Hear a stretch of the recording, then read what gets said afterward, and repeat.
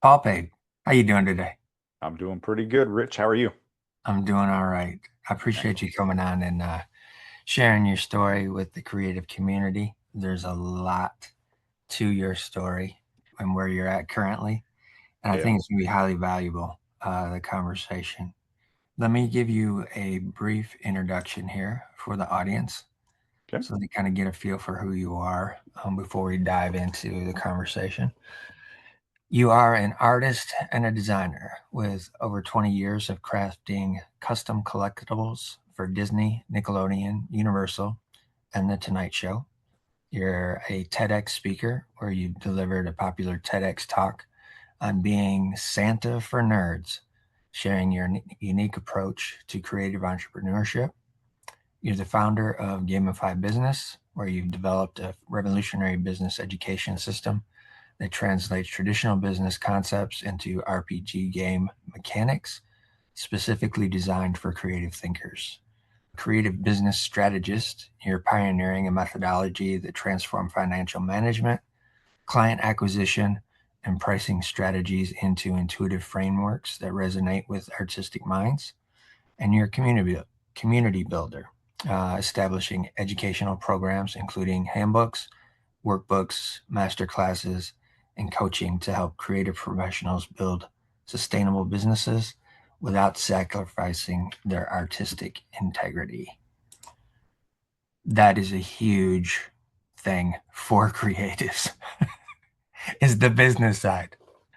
Correct. It is. The Yes. business side of creativity is probably the Achilles heel of most, I would say.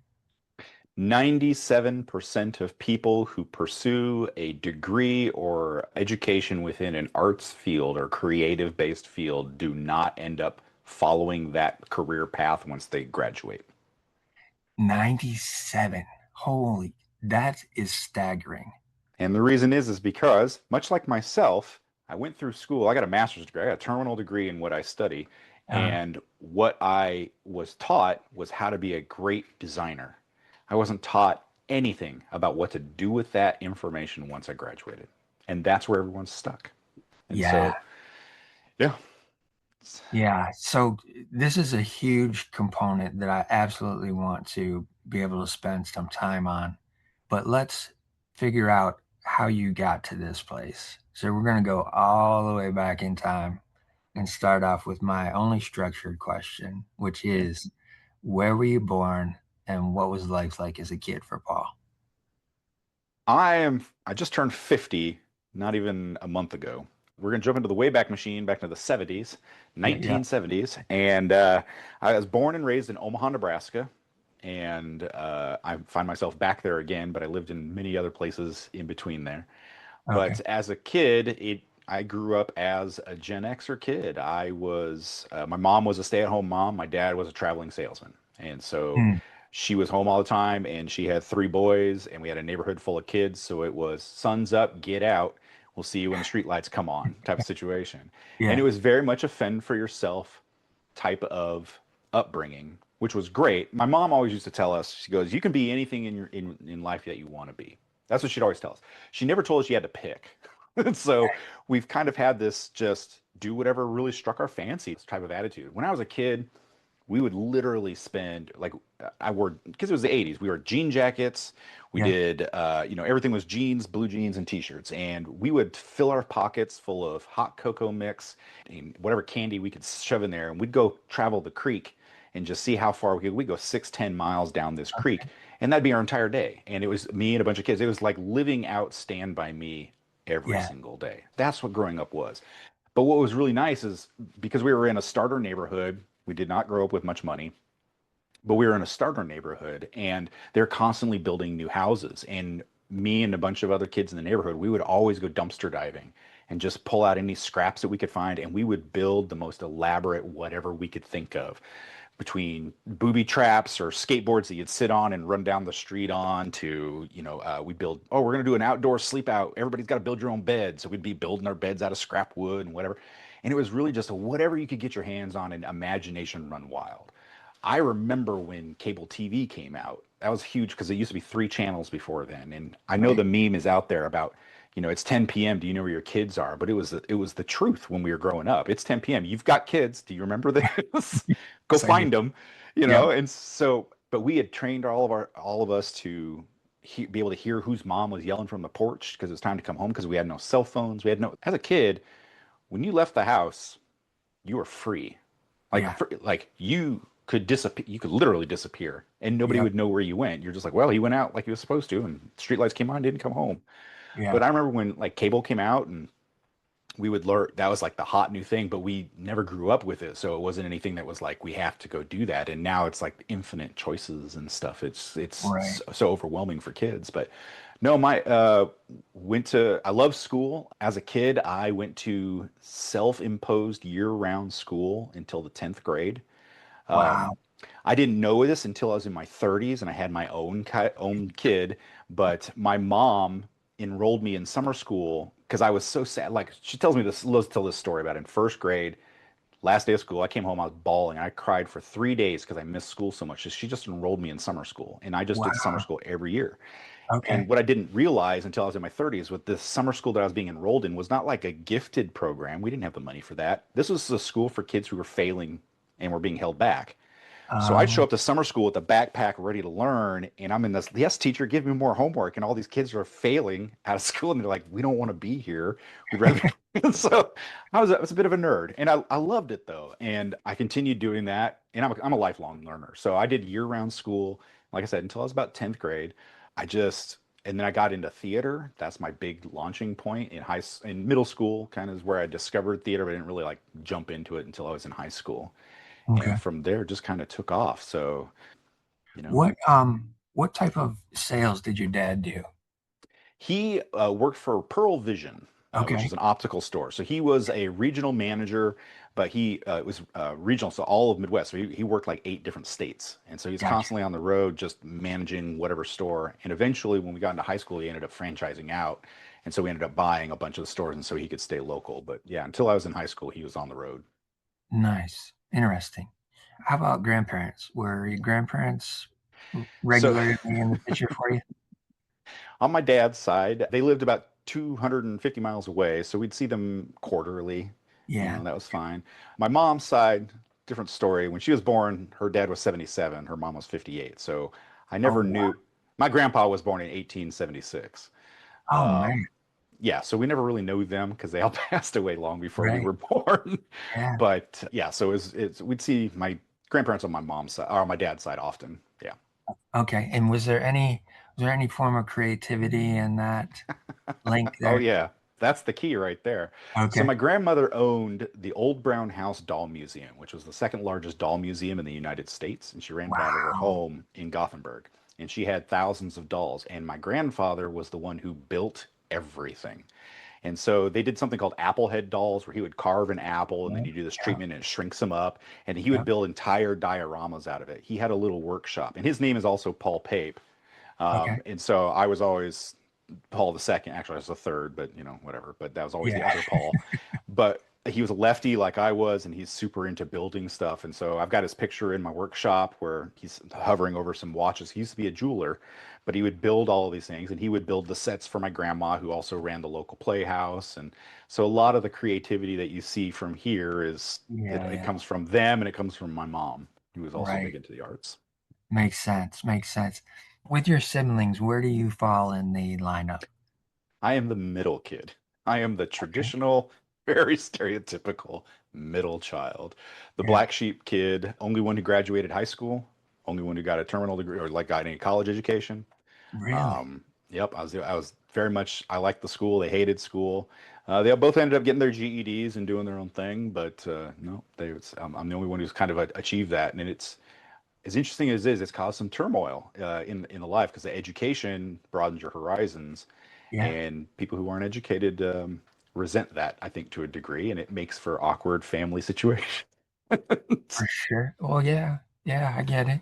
And I've seen that across my family as well in terms of cousins and different things like that, not having, a whole lot of opportunities. But both sides of my family is from East Tennessee.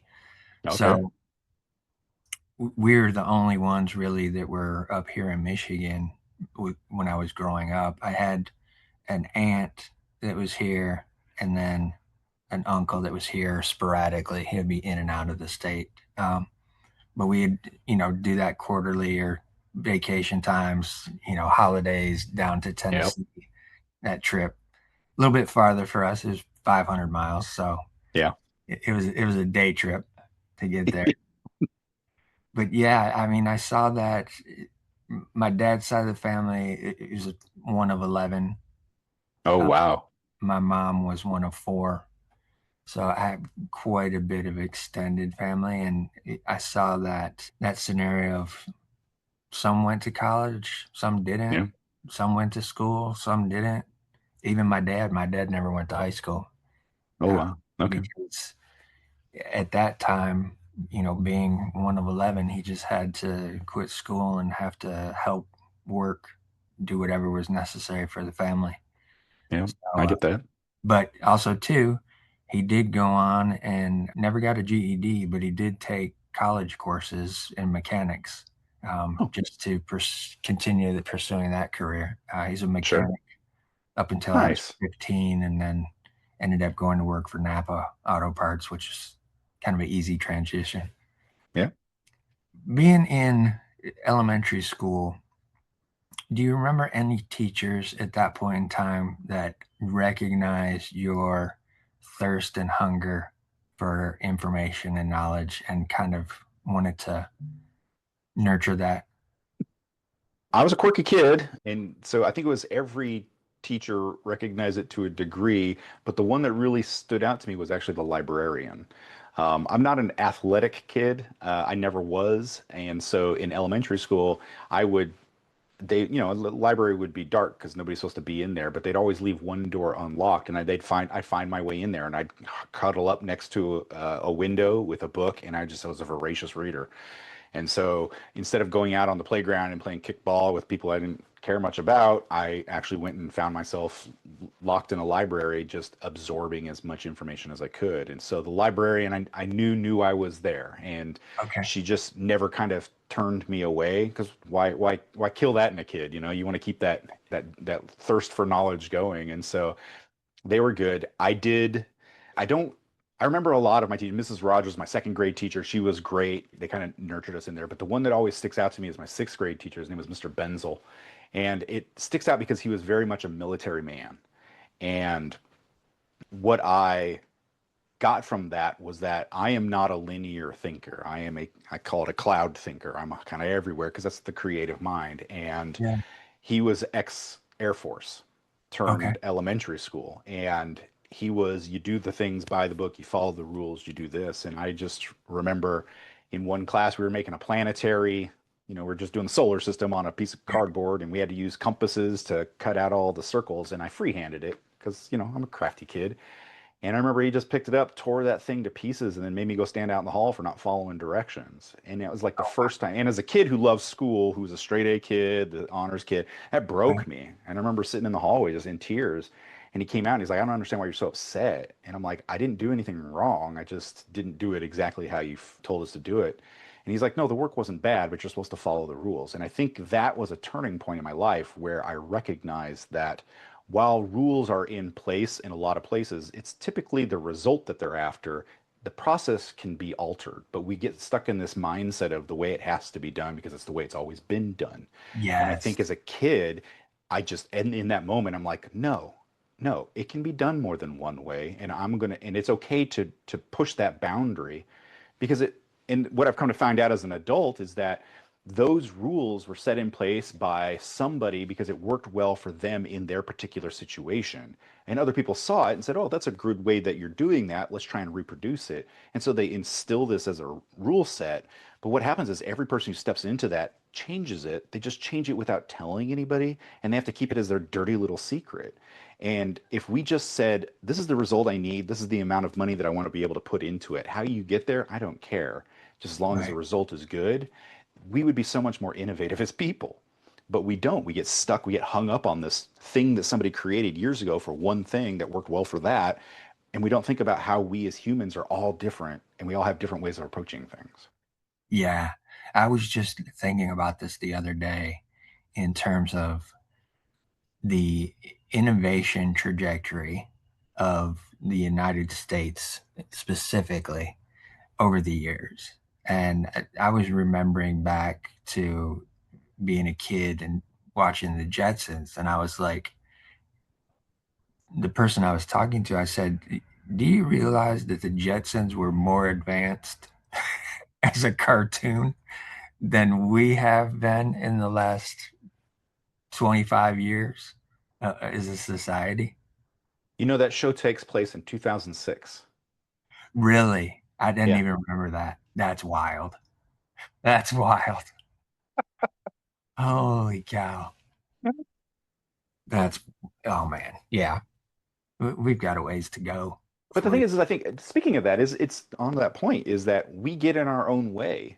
Yeah. It's because we are so rigid, and it's not everybody. You know, humans as a species are not rigid at all. I mean, the whole thing is we're adaptable. That's the great thing. That's what makes us great.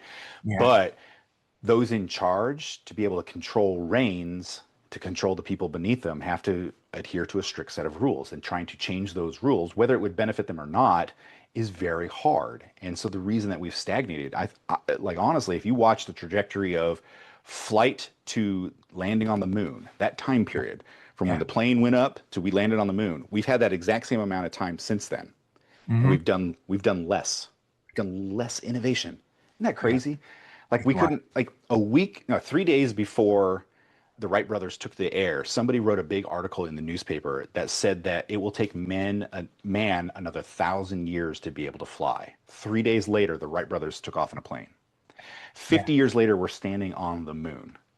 Right. And now here we are 50 years later, and it's like, what have we done? You know? Exactly. Exactly. It's bizarre. You know, It's very bizarre. The creative, innovative elements of uh, Da Vinci, Michelangelo, people like that, it's not been nurtured a whole lot further along. the interesting thing about that is that's a United States thing. The Yeah. United States does not nurture creativity. Other countries do. Yeah. Like the reason Leonardo da Vinci or Michelangelo were able to do that is because they were sustained by the state. The government paid them to think and be creative. Yeah. And yet here we are with the starving artist motif. That's our big thing, you know. Oh, you're an artist, you got to be a starving artist. I'm like, no, I fight against the starving artist. I had another podcast this morning, and that was like, we can't quit saying that I want to be poor. I don't want to be poor. I don't think anybody wants to be poor. What a weird thing, what a statement to make. It's like, no, nobody wants, because I am passionate about something doesn't mean I shouldn't be paid for it. So let's get that out of the way. And I Right. think we should be state subsidized because if you think about it, I mean, if just on a normal day, you go about your, I don't know if you have a normal 9 to 5, but let's say you have a normal 9 to 5, you go there and you come home and you need to relax, you need to unwind. What are you going to do? You're going to listen to music on the way home in your nice car. You're going to get home, you're going to cook a nice meal, or you're going to go out to a restaurant. You're going to turn on TV, or you're going to go to a movie. Every single one of those things is made by a creative. Yeah. Like creatives are the soul of humanity. Yeah. And yet we're like, but you shouldn't be paid for that. Right. We're going to take advantage of all of it, but don't, no pay, you know? Exactly. It's such a weird dichotomy right there. It is. It is definitely. One of the things that I'm finding interesting about your story already, you started off talking about how, as a kid, you and your friends were out traveling the creek as far as you could get in that daytime, and then back building things and all of that different stuff. And it seemed as if it was pretty easy for you to incorporate into a group of people. But then there's the other side of it, of where you're sneaking into the library and just curling up next to the window with a book. Was there a bit of escapism within that book finding? Yeah. I will be the first to admit that as a kid, I was not, I was often accused of being book smart, not street smart. I didn't have as many friends as I thought.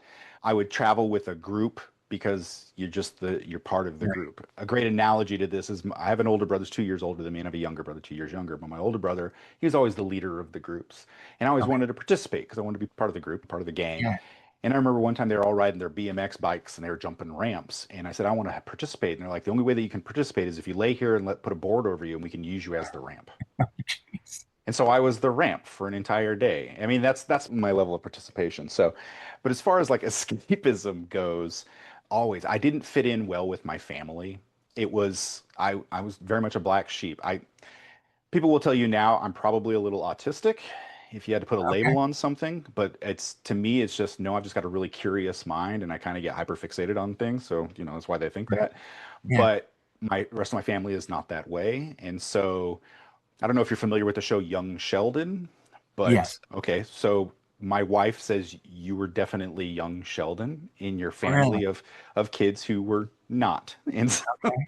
so I got picked on a lot, but I found that escape in books was perfect for me. I Any opportunity, for years I mean I used to sit on the hood of my dad's car staring into the glass in the garage door thinking I had elf ears because there had to be some reason why I'm different than everyone else around me.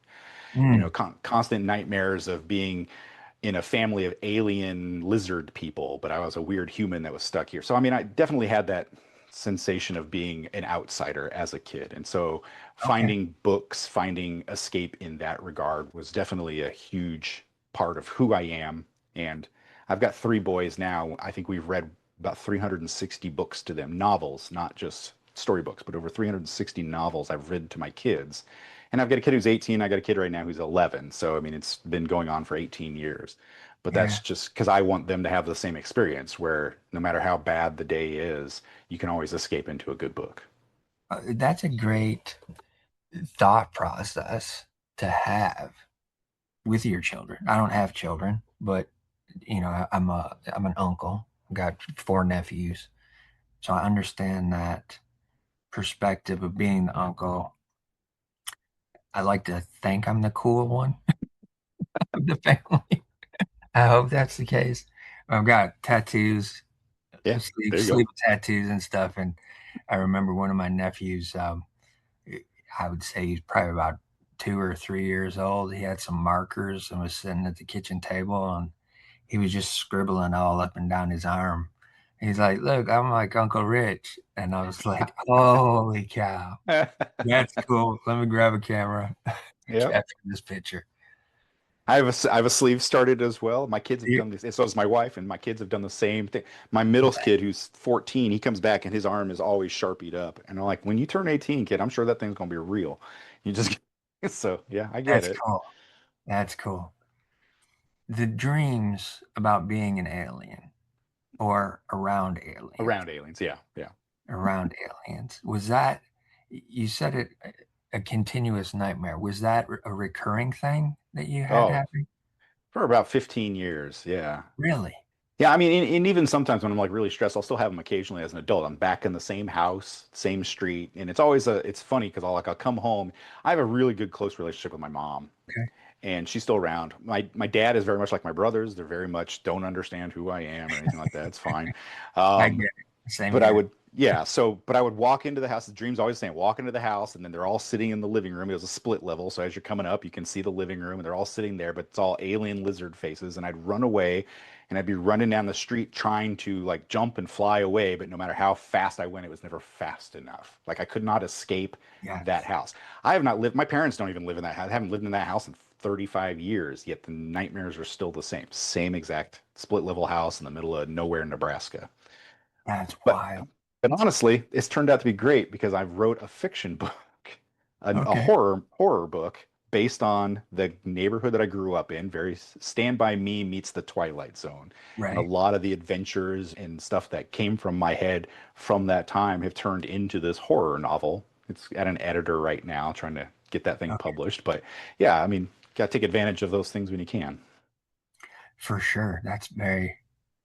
It's cool that you were able to spin it at this point in life. With those dreams and thoughts and feeling of not fitting in, what is your perspective on other life forms potentially outside of the human race? Oh, hell yeah, man. Bring them on. Like, Okay. I think absolutely. I'm a nerdy dude. I mean, I might like my art, but I like my science as well. I'm a weird kid like that. But if we just look Okay. at statistics, just Yes. statistically, Yeah. every light in the sky that we see maybe a tenth of what's actually out there. And every one of those is a galaxy filled with billions of stars, filled with billions upon billions of planets. How egotistical are we Right. to think that we're the only ones out? Nah, come on now. Yeah, Uh, exactly. no, absolutely, absolutely. Are they here? Who knows? I don't think so because I think that like if we look at the distances, unless they've got something else going on that we don't know about, I think it's impossible to get to there.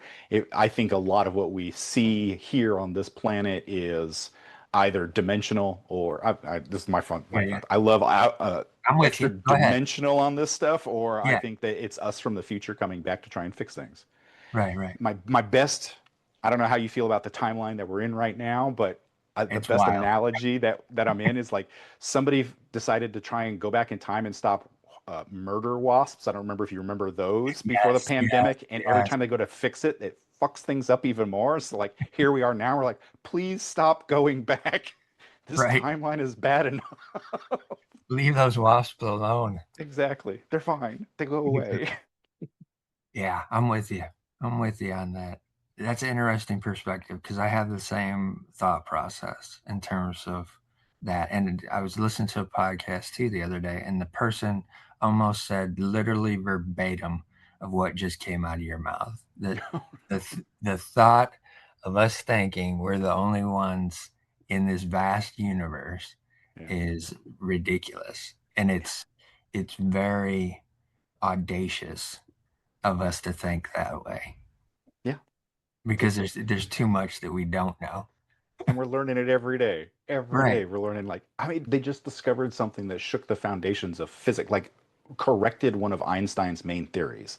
Like we saw it finally in practice and we're like that should not work because everything that we know and we know a lot should not allow that to happen and yet we're watching it happen. So we're like we do not know enough. I mean, and that's and any good scientist will tell you you only know what you know and you don't know what you don't know, and so it's a constant like struggle to learn more, but then you have to be willing to accept that failure of knowledge. You have to understand that you it's okay to be wrong as long as you can note it and move forward with the new information. It's when we plant a flag on misinformation and we stand tall with that, it's like, nope, it halts progress. It Yeah. 100% does. Yeah, for sure.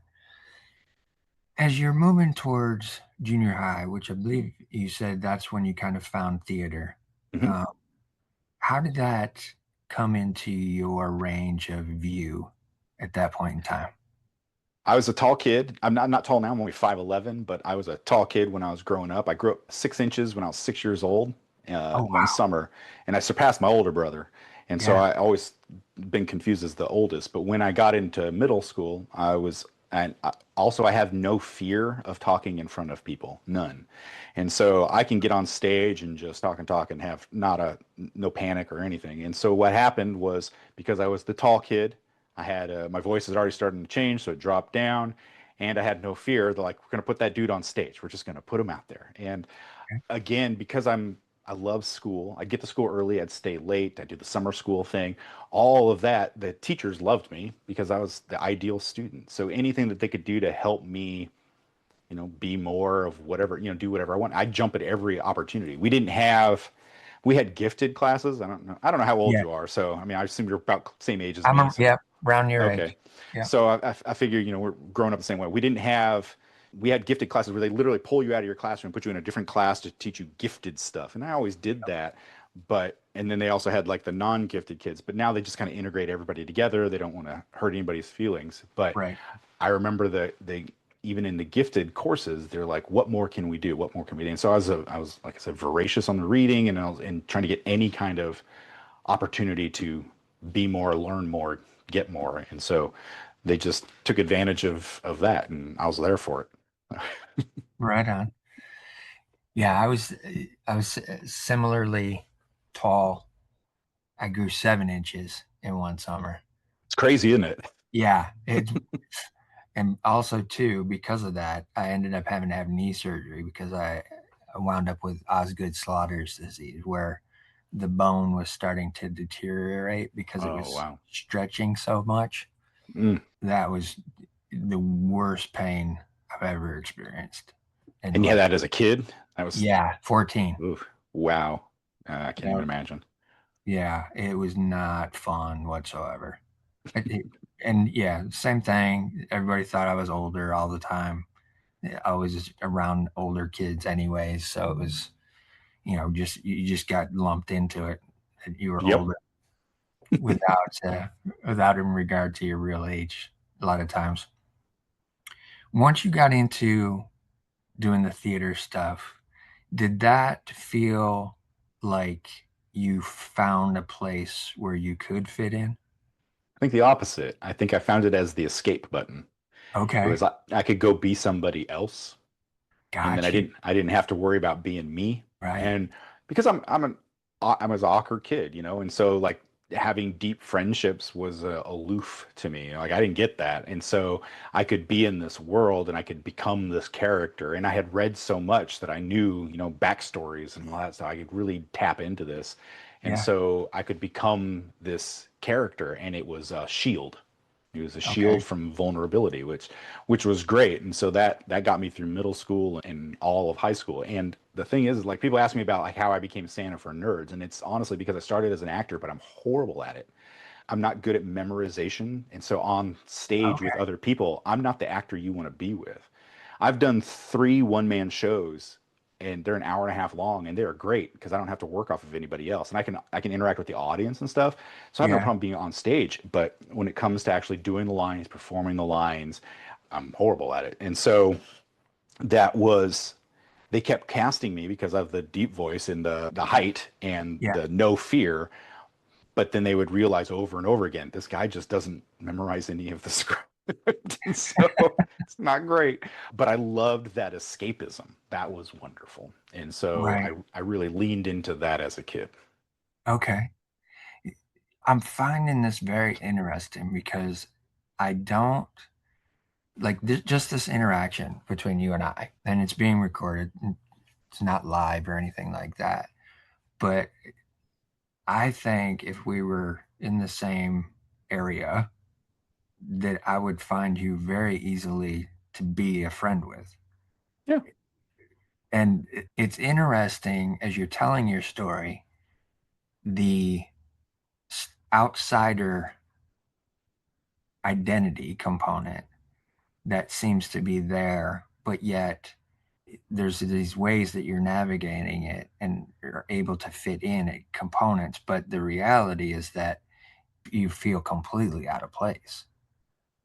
Yeah, it doesn't go away either. I'm literally like, even now at 50, I have friend groups that they're not friends. Like these are people Okay. that are in your life and okay, I mean, this is so egotistical, and I hate talking about it, but I'll let you in on a little thing, and it's that I'm talented, okay, and whatever. I don't like to say that out loud because you don't want to be the person who says that he's the smartest person in the room. You don't want to be that person. But I have talent and skills, Yes. and I also, if I want something, I just do it. And so I'm pig-headed in Driven. that regard. And so I just Yeah. want to like, if I want to do this, I'm going to do it. And people see that and they're like, wow, that's cool. They want to be around that because that energy is contagious. And Right. so what I found was that they love to be around me because of that aspect of it. But then when that is done, there's either they fall into two camps. They're either like, that was fun, that was a fun ride, thank you. Now we're gonna go hang out with our actual friends, or they get jealous. And the jealousy Ah, one has been really difficult for me to deal with because a lot of the people that I would surround myself with growing up, even all the way through college and adulthood, it was the comparison thing. It's like, well, why aren't I as successful as Paul? I'm doing the same thing. And it's like, comparison's the thief of joy, kids. Don't right. compare yourself. I Say that don't, again for the people in the back. that's right. Comparison is the thief of joy, 100%. There you go. So what I like to tell people is quit comparing yourself to anyone else. Think of yourself on a ruler. Okay, you're going to be it's a 1 foot long ruler. You're at 6 inches. You're always in your life going to be right in the middle. Yeah. In your journey of life, you're looking to that 12, and you're always seeing the people in front of you who are doing so much better. And you're like, I want to be like that person. I wish I was that. I want to get to there. I want to do this. But you're never going to move past 6 because that's where you're at. What we never do is turn around and look at all the people who are like, I want to be like you. Mm, And the fact is everybody's there. Yeah. Everybody has somebody that they want to be like, and there's somebody who wants to be like you. And you don't understand how important you are until that goes away. And Yeah. so so don't compare yourself to other people. Understand your place. And that's not Yeah. a derogatory term, but For sure. understand where you're at. And so that isn't there anymore. Don't compare yourself. I always say mow your own path. I love that. Mow your own path. You know, you can be Yeah. next to the highway where everybody's doing their own, everybody's doing the exact same thing. But Yeah. get off, see where it's going, and find your own way. Much like looking through or walking through those creeks for hours on end, Yeah. that exploration is going to be so much more rewarding than jumping on the interstate. So Yeah. do that in life. That was powerful, Paul. That was very powerful. Thank you. And I think I want to highlight that for the audience because the creative community needs more of that, I feel.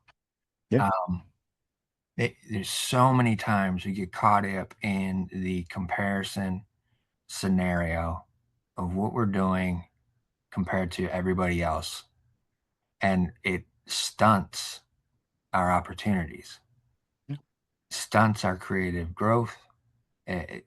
Sometimes it just completely shuts it down to the point where you never try to experience it or express it, and it's huge. That bit of information you just spewed out of your mouth was powerful, very much so. Being in theater and them realizing, well, crap, Paul can't memorize these lines, but we want him here every time because he takes up a spot on the roster for the whatever it is. Um, Hmm. how did you manage to navigate through that to the point of maybe getting to a place of realization where they put you in that comfort zone of you being to just not have to memorize everything, but you could kind of maybe freestyle a little bit on your own? They did exactly that in Okay. my senior year of high school. We wrote a play based on Shakespeare's Twelfth Night, and they're like, Paul, you're going to be the narrator. All you have to do is introduce people and introduce the scenes. You write your own lines. I'm like, okay, I can do this. And they did. They just worked around the limitation because again, I could hold the stage. I had no problem doing that aspect of it. And I was decent at writing as well. So it's yeah, but they recognized that issue. But I will say, because I when I got out of high school, I was like, theater is where that's my life. That's all I'm gonna do. I'm gonna do theater for the rest of my life. And so I went into Uh-huh. college and I declared my major the first day. I'm a theater major. And the end of my first year, the head of acting said, you'll never act in this school because you're not good. Find something else. And so it was either change your major or find something else. I'm stubborn, but I had a great mentor, and he saw my work ethic. He saw that I was a voracious learner, and so he's like, "How would you like to learn every aspect of theater? Every Okay. aspect, from janitor to box office to directing to design, every bit of it." And I was like, heck yeah, man, let's do it. And that was so eye-opening because as a kid, theater is acting because you don't understand the backstory of it, the Yeah. background stuff. And to be shown this, to have that curtain lifted in a very technical and matter-of-fact way was so interesting to me because it was like a puzzle where someone finally got the border done. And you're like, now I know what I'm making. So let's Yes. put the pieces together. And I fell into design, and design covered every aspect that acting did as far as because I didn't have to become a different person. I got to create the world. And Yes. so I was creating the worlds and the props and all of this. And I was good at it. I mean, I won national and international awards based on the work that I did. And so Wow. because my head can just go anywhere, and I loved it, and I had a lot of research background from all the books that I'd read. And so Yeah. that was really what like transformed everything from me, from going from a kid who wanted to become something else to being somebody who could create literal worlds. That's amazing. Where did you go off to college? So I went to undergrad at the University of Nebraska, Omaha, and Okay. then I did my graduate out at the University of California, San Diego. Gotcha. And the mentor was at the school in Nebraska. Yeah, yeah. Got. And did you find him, or did he come into play in your first year, or was it second or third year? I mean, he was the dean of the department, and so he was kind of Okay. always around. And as a work study, I would work in the scene shop, which is where we build all the sets, even as a freshman, because you just had to do your hours there. And I picked the one day that no one else picked. So I was the only kid in the lab for 4 hours. And so he'd have to supervise. And so we just get the chatting and whatever. And we just, like, honestly, I don't look at teachers, I don't look at anybody. I've met a million celebrities, I've met whatever, rich people, poor people, doesn't matter. Yeah. There's no one who's up here. There's no one who's down here. We're all on the same level. And I Right. talk to people. Best advice I ever got was from a friend who worked in Hollywood. He says, actors are just people who are doing a job. If you treat them like people, then you will be a person as well. Yes. Don't elevate them. And so I do that in my life. It's like I don't get starstruck or anything like that. And so I talk to my teachers as though they're my peers because I'm a smart kid, and so I could talk on the same, we could have a interesting conversation. And so when I was talking with him, his name is Bob, we hit it off, and we would talk about all sorts of aspects of theater and design. And he was a designer at the same time, and so I'd ask him about how he got to where, how he figured out where this design came from. Just always trying to learn more. And I would just follow him around like a lost puppy, just like, ooh, what are we doing here? What's this over this? And what's this do? And I just think as a professor who'd been teaching kids for 30 years, to see somebody who's just so eager to Yeah. want to know more, not just, I just need a grade to pass so that I can get on with my life, but a person who's like, I'm going to absorb all of it. I think that was just eye-opening for him as a professor. And so he's like, let's just do this. Let's just take this kid and see what all he can do. And that's Right. where I'm at. That's amazing to get that perspective at that level as well, in terms of celebrity and that kind of thing. I similarly had an experience earlier in life. I had a cousin that played pro ball, played for California Angels. His name is Clyde Wright. Played for California Angels, Milwaukee Brewers, and one other team that's slipping me right now. Pitched a no hitter one game, so Nice. he's on that list. But as a kid, being in Detroit, every time he'd come to town, he'd have tickets waiting for my dad and us to be able to go to the games. And a lot of Nice. times at that point in the 70s, games were during the day.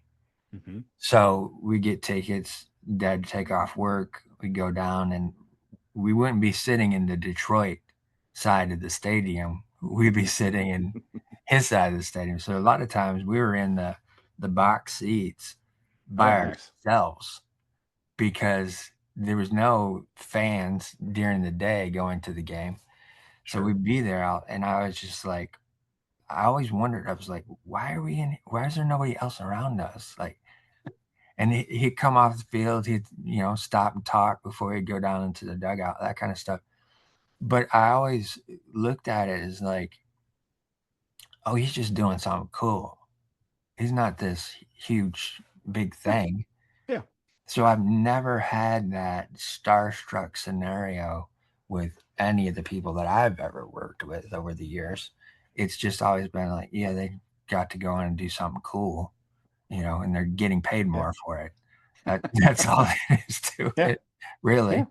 Because when they're not on stage or they're not in front of the camera or anything, they're just regular people. Yep. They're doing everything like anybody else is trying to do. The best Um, experience I had was in a room full of like 15 A and B list celebrities, but we were in the green room before the show started. And we are just all just shooting the shit. I mean, we're just having it. We're making each other laugh. We're doing all that.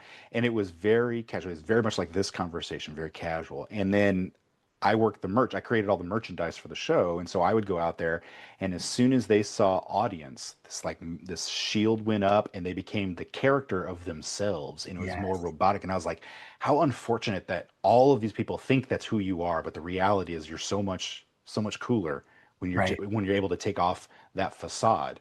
But they have to put it up there because dealing just even in the merchandise side of things, I saw people there that just were looking for any in to be with a celebrity, and it was such a Hmm. weird thing. It's like if you liked yourself a little bit more, you wouldn't worry about this. It's a weird situation to be in. Yeah, definitely, definitely. So as you're getting mentored and you're learning more and more about theater, the processes, the building, the sets, the monetary components of it, how that works, I would imagine you'd at some point got into budgets how Mhm. much was available to utilize and make this thing happen.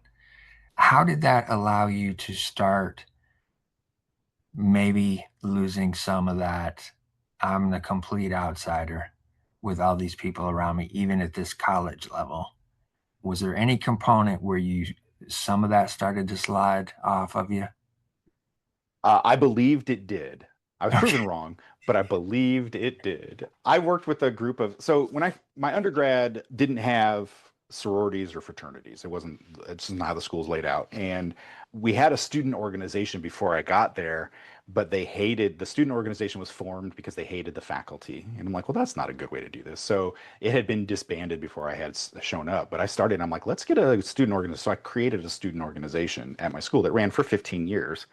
And you had to have a board. So I grabbed three of the other, go-getters in the department, and we were thick as thieves, the four of us, for the entire time that we were in undergrad. Yeah. And we did everything together. And a lot of it was spearheaded because I wanted to do it. And that's just the nature of who I am. Yeah. And yeah, the last year we did an award ceremony every year to kind of thank everybody for, kind of like the Oscars, but for Right. college theater. And I remember the last year I get up there and one of the people in the group, they're like, I would like to give awards to the people that have meant so much to me over the last 4 years. And he brought up the other three, but not me. And I was Wow. like, I got shafted. I was like, wow, it was eye-opening. I mean, we were together almost every day.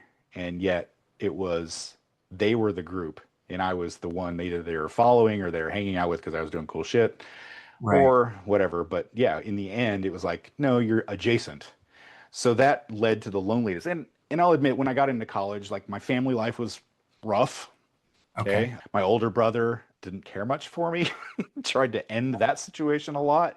And Okay. so my mom actually moved me out when I was 19. I was almost hospitalized because he tried to kill me for the last time. And so I was like, okay, I'm done. Whoa. And so my mom moved me out and I lived in an apartment. And she told me, you're not allowed to have a roommate because you'll end up killing him, is what she told me. But I think it was just isolating me because I have a strong personality, whatever. I've been married Sure. for almost 26 years, so it's like I can have roommates, it's fine. But Right. um, Right. I spent a lot of undergrad and then again grad school living by myself. And so when Okay. everybody would get together and go hang out at the dorms or go out to the party house or whatever, I was always heading to my own place to be by myself. Yeah. Now, as a kid, as a 20 something, I didn't care because I was like, I love learning. I love doing my schoolwork. I was always that guy who was like coming up with the next new idea, that kind of thing. And so I didn't mind going back there because I was surrounded by things that made me happy. Right. But in retrospect, especially it's because now I have kids and I Right. see a similarity in there. I emphasize to them, I said, you need to find people. Being lonely at 50 sucks. You don't want to be that Right. person who's got, has to struggle to find and make friends. So, like, incorporate that more into your life. And so I think it wasn't until I was like my mid 30s, and I was married, I was happily married, but I think we both kind of realized that because she's a costume designer, is what she does. Oh, cool. And yeah, so that's how we met. Set design, she was costume design for the same show. But like, I think we both realized that we had led pretty lonely existences and Wow. either forced upon us or just kind of how our personalities are. And so, as much as I felt like I fit in with the group, the reality is I was just fooling myself. Okay. But it's okay. I recognize that now. And I think what it does is I have friend groups, and those are the people who want nothing from me. There's no comparison.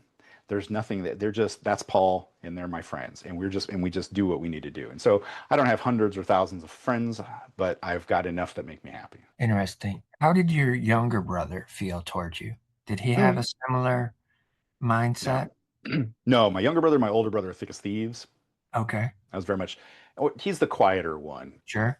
The, I mean, much like any, I mean, uh, you have a lot more siblings than me, but the we've very much fell into that trap of the oldest is the fuck up kid where the parents don't know what they're doing, so they screw up a lot, so they're gonna nurture and baby that one forever because they feel guilty. Yeah. Then you have the middle kid, and then immediately after the middle kid, you have the third kid. Well, that's the baby, that's the last one, so we're gonna Yes. baby and nurture that one forever. That Yep. middle kid, just fend for yourself, kiddo. And that was very much the dichotomy. So my older brother and my younger brother always got more. My mom used to always tell me the squeaky wheel gets the most grease. And Mm. so they were definitely the squeaky component. and I wasn't. I never complained. I was like, okay, I'll just keep my head down and do what I do. But I was very self-sufficient.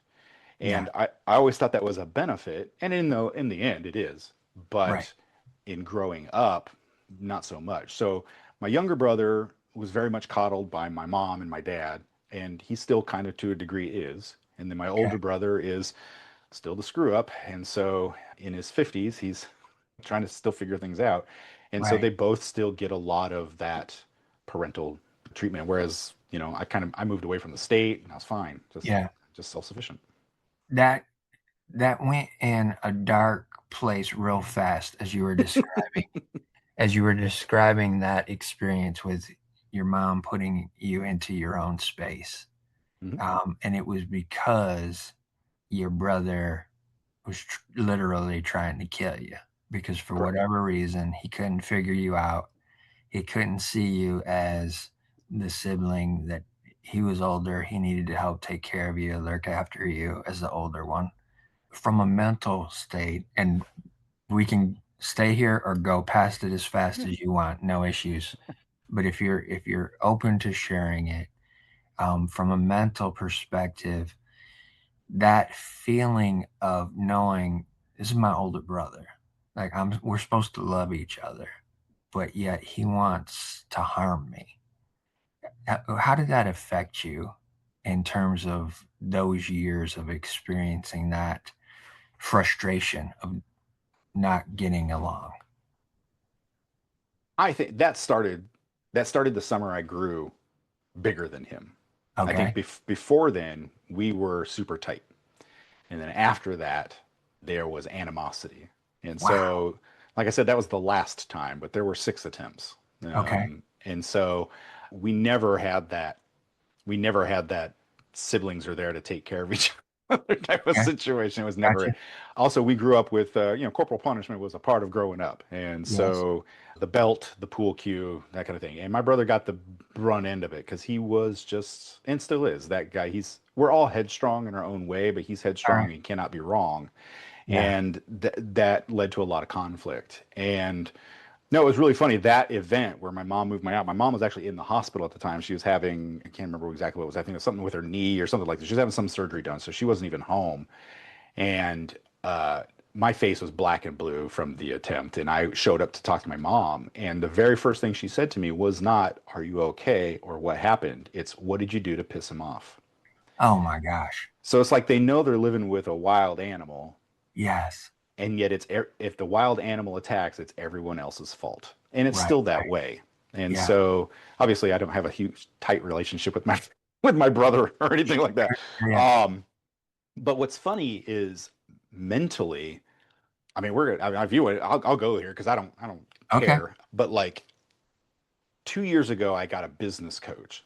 I know so I was 48, almost 49 years old. And I got a business coach. And this business coach was all about talking about your deep, everything story wise comes from emotion. And so we needed to journal out like everything in our life that made us who we are.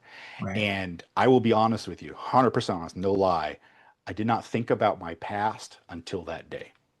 Like mentally, Wow. I had compartmentalized that shit so well. And I am an optimist. I have some bad things that's happened to me in my life, but I am Yeah. still an optimist. This is why I'm Santa. Like I believe people are good until you prove me wrong.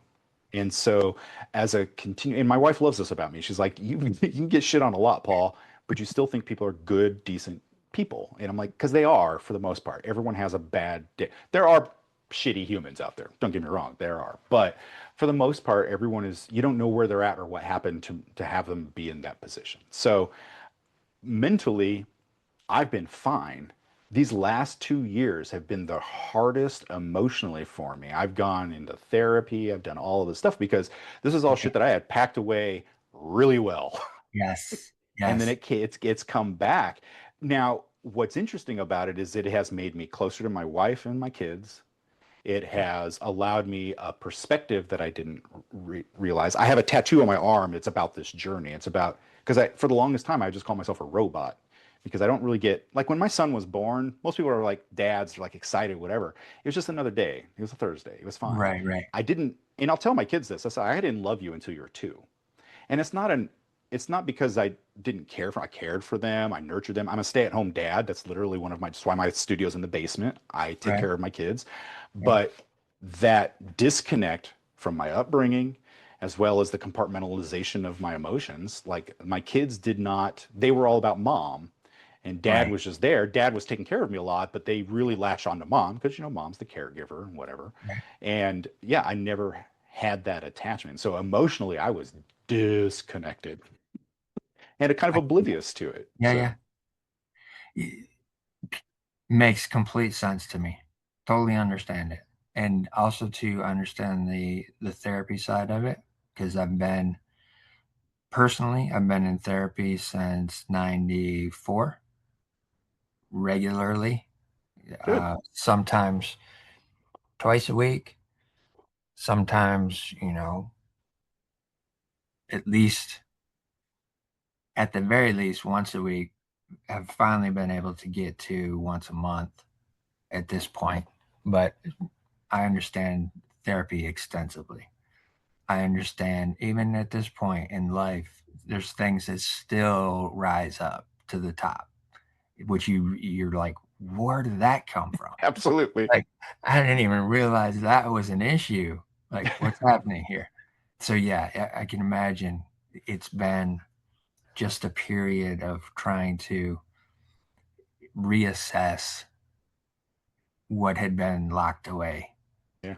and what had been put aside so that you didn't have to deal with that emotion, that feeling of neglect, that feeling of unwantedness from a sibling, as well as a degree of that from the parent, just because of the way that they responded as you described it.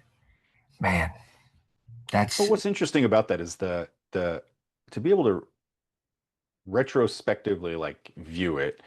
Like I mhm, don't this all came up in the last 2 years, and I would actually try and I hate the word confront, but in therapy, you're asked to sure. confront these things. Yeah, yeah, To me, it's just a conversation. And as an intellectual, I'd like to get more information. Clarity is something I am every day. I look for clarity. yes, And I would talk to my family about this, and they don't remember any of it. These things that were so pivotal in my life that changed my trajectory yeah, were such a non-issue blip in their life that they don't yeah, even recall it. Like, how yeah, weird is that? So you for can't be sure. angry at them because they don't remember.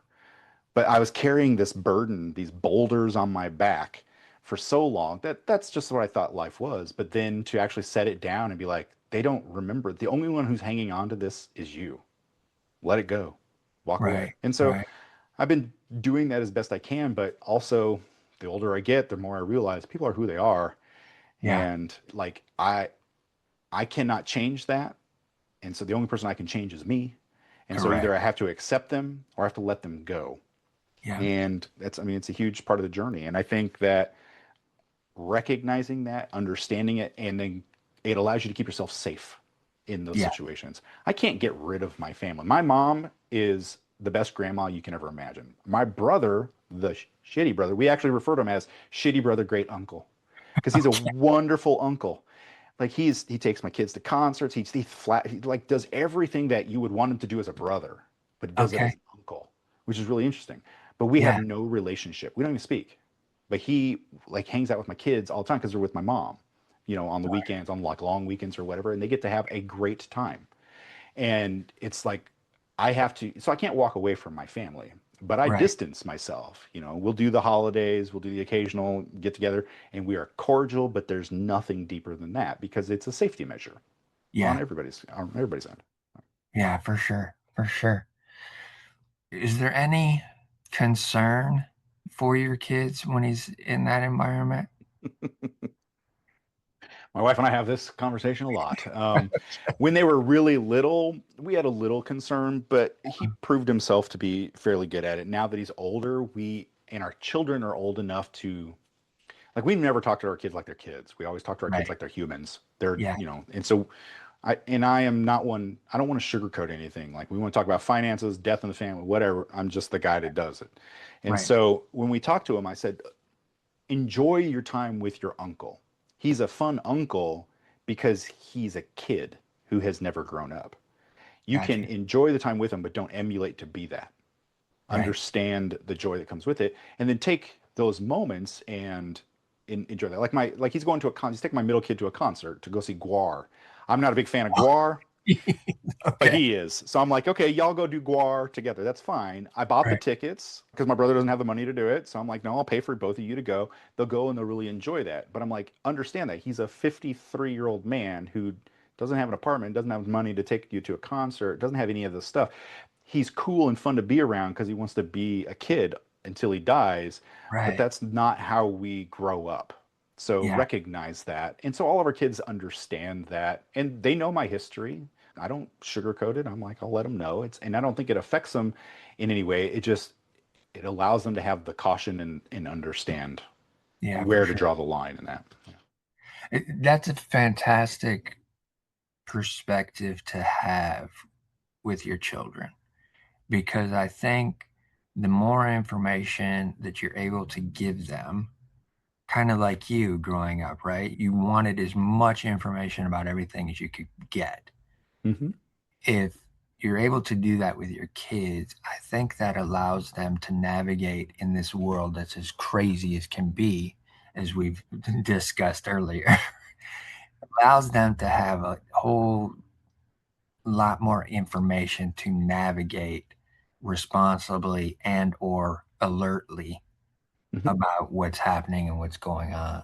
I want to commend you for that, because it's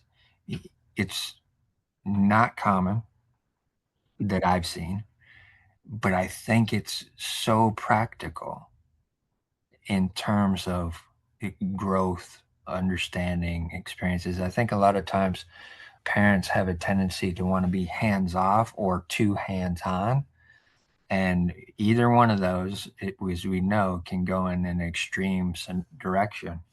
And it's not for the best all the times for kids, especially kids who have creative ways of thinking, creative veins of discovery within them. It can be damaging quick in terms of their life trajectory. Oh, absolutely. I find that when they're compressed, is what I like to think of it as. And when you compress them by trying to fit them into something that they're not, they usually typically turn to alternatives to escape. Yeah, And unfortunately, my kids have lived through a few of our family members passing due to that. And yeah, so but we don't look at it as it's a sad thing. What we do is we look, it's a learning opportunity. We're like, these are the reasons that they're at this point. And, like we have their kid's uncle passed away from drug overdose. And we said the reason is because he wouldn't get therapy. He needed help. He refused to get help. And so, yeah, like, if you find yourself in a situation in which you can't deal with the demons inside, you go talk to somebody who's not a family member. You go to talk to somebody who can help you out with this. And we're happy to pay for that, to get you that help, to support you in that. And there's no judgment. It's just right. shit happens to people and you've got to deal with it and you got to deal with it in a positive way. Yeah. Yeah, for sure, for sure. With nearing the end of college, and you've got all this information behind you now, because you've been nurtured at this point with the opportunity to be in a space probably most of the time by yourself, and with the professor only because he's got to make sure that you're overseen at that point. What are your thoughts about graduation? Are you thinking this is definitely where I'm going to make my mark in society? And what is the thought about continuing that education after the fact?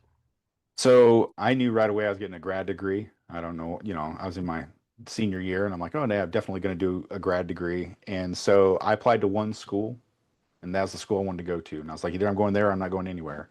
And they took one person a year. And I got into that school. Wow. Yeah. Wow. So he met me as in San Diego. I met the guy and I had the opportunity to go to other schools. I had been actually asked to go to some pretty prestigious schools. But the thing that lacked for me was that they wanted to turn you into a carbon copy of their professors. Ah, I'm a free thinker, obviously. I'm on my own yeah, path. And yeah. so I went and met this guy, and he was from Transylvania before Transylvania went away. He actually escaped with a backpack and a handful of slides. That's how he got Oh, out of wow. the country. And I met with him, and he told me two things right off the bat. He goes, if I don't like you as a person and I don't think I'd want to hang out and have dinner with you, you're not going to be a good student because it's going to be one on one for 3 years. And the What? other one is, yeah, because that's how it is. It's like you're going to be, he's your mentor, and he took one student that year. So I was the only scenic design student. And then the next year, there was just one more student comes in. So it's three at a time. Sometimes he'll do two, but for the most part, it's just one at a time. And so it Okay. was very one on one. And then the second thing he said was that I don't want you to be me. I want to nurture the best you that you've got inside you. And I was like, Mm, that's who I want to be. I don't want to be anyone else. And when we right. teach people nowadays, that's the first thing I say is I'm not trying to make you into me. I'm trying to make the best you that you can be. And so that was my decision to go to graduate school. I met with him, flew out to San Diego, and I was like, yeah, this is where I'm going. And I got accepted.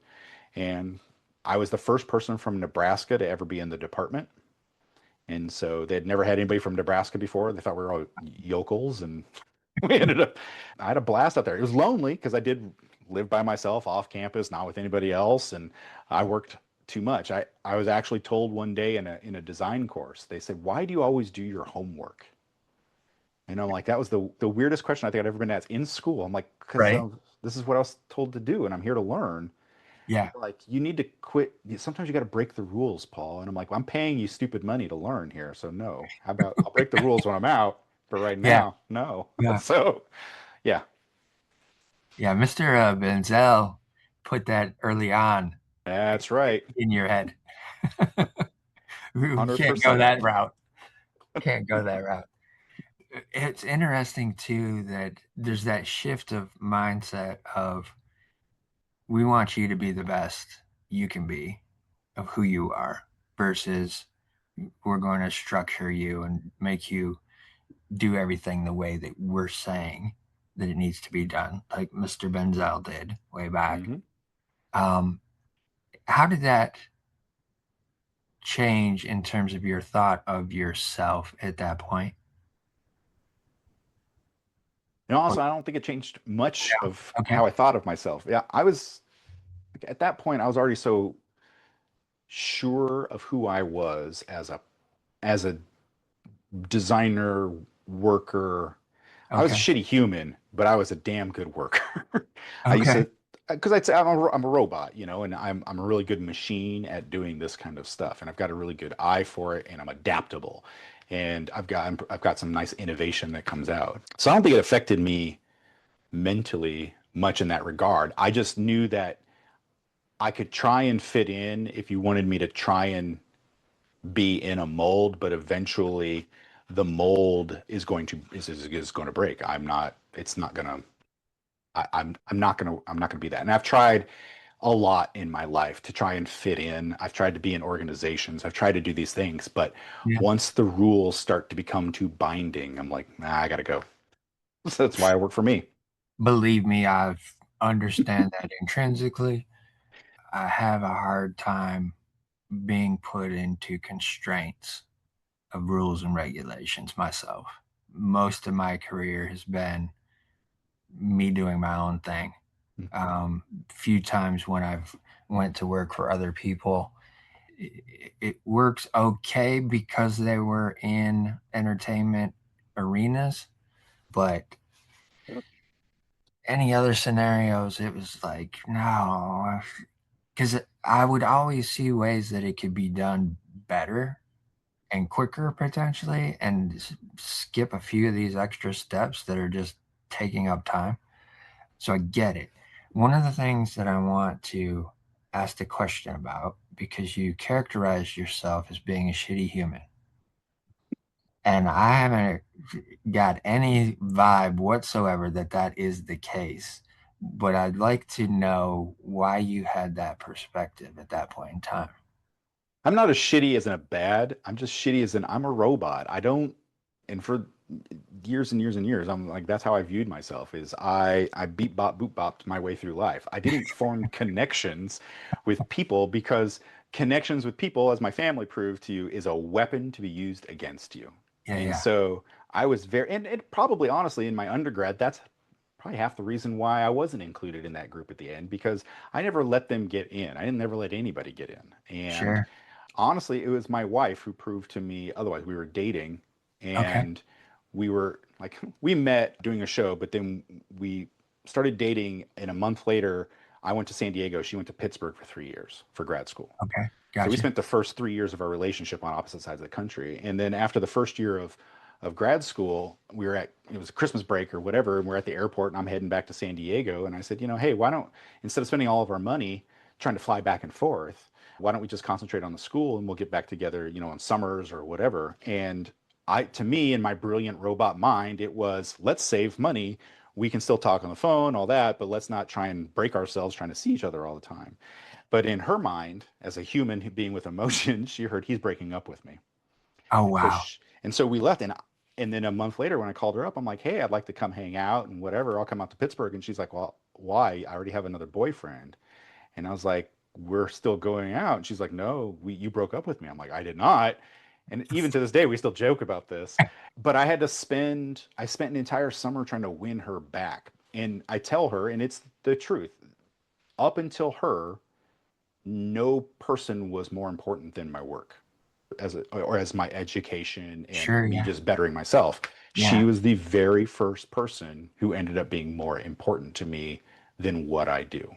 And so she Yeah. really taught me humanity, the fact that she married me as a robot and stayed with me for 20 years while I was still just a robot impresses the hell out of me. But, that's, so I think mentally it was never an issue because I wasn't fully there. Yeah. Yeah. Y- That's amazing. It's beautiful as well because not only did you realize that I really want to be with this person, and you thought you were, but the reality from her side was, no, you messed this up. And Right. then you had to spend that summer trying to repair that and win that back over, win her back over, win that trust back over of the fact that no, I didn't, that wasn't what I was trying to do. I was trying to save us some money. But yeah, the testament that 20 plus years of marriage, that says a lot right there in and of And itself. she is my best friend. I mean, as Yeah. far as like a human connection goes, she's my best friend. She gets me Yeah. better than anyone else, which is awesome. But dealing with the last 2 years has been Trying. interesting. It's been Okay. for both of us because, here I am, like I'm a rock, and then 2 years ago I'm sitting there balling on an airplane trying to deal with shit from my past, and I'm Right. just a wreck, and then even now it bubbles up. If you've been doing therapy long enough, Oh, yeah. when Yeah. emotion shows up, it doesn't knock on the door, it busts it down. It's like you're dealing with me right now, and you're Yeah. like, this is not an opportune time. I don't care, like. Exactly. And so I'll just have these moments, and I'm like, I don't know what the hell's going on. And she's like, you're human, and I'm like, no, I'm not. I'm a robot. And she's like, no, you're not, and you're gonna deal with this. So she is awesome. She is totally awesome. Yeah. I imagine she is. I imagine she is. When she went off to Pittsburgh, was that to continue studying for costume design? Yep, she went out to Carnegie Mellon. Okay, right on. And the job opportunity scenario, was that in college that you guys had that connection, or was it when you're out in California? So we each did our own thing and started building up reputation, whatever, on both sides. And then our graduate schools were in the top 10 of theater. And so Yale used to put on something called a clam bake, which is basically at the end of the year when you graduate, all the designers from the top 10 school would all meet in New York City. You'd show off your portfolio, and it was a great way for people to meet other designers and directors and kind of get into the business.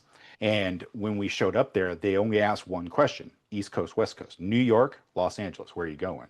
There's no in between. Like the rest of the country does not exist. It's New York City or Los Angeles. Yes. And we both grew up in Nebraska around grass and trees. So New York City to us is like a dead city. I know it's full of life, but Right. to us it's just too industrial. And so we're like, well, we can at least go out to LA and try our life in LA in the business. Yeah. And so we did that after graduate school. So that's where we went out job wise. And then we didn't last long.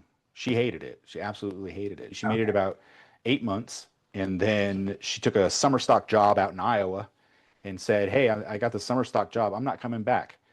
If you'd like to follow me, if you want to stay married, you can pack up the apartment while I'm gone and move back to Nebraska with me, or you can stay here and try and make it on your own." Mm, And I was like, "No, it's all right." So I packed up everything and moved back to Nebraska. And she wanted to be around her family. okay, Both of our families are here. I always gotcha. say I moved back to Nebraska for her family, and that's Right. that's what we're here Based for. on the And storyline, we get it. yeah, yeah. And so we've been here for 25 years now, and I the amount of times I've either been interviewed by somebody or I make a newspaper article or because I've done some weird things in my life and gotten some acclaim for it, they always say, "How are you doing this in Nebraska?" Or it's always this guy in Nebraska who does this cool. I'm like, it doesn't matter where the hell you're at. You can be awesome anywhere, you know. Exactly. Uh, as far as the entertainment world goes, I'm ideally placed because I can work on both coasts in the same amount of deadlines. So Yep. I'm not worried about it. So it's been interesting. But yeah, so we tried the LA thing as far as career goes. And she did some movies, she did some television, she did all that.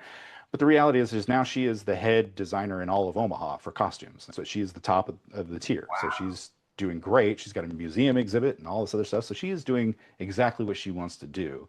And Very I'm cool. doing whatever crazy adventure I'm on from my basement and I get to raise my three kids. Nice.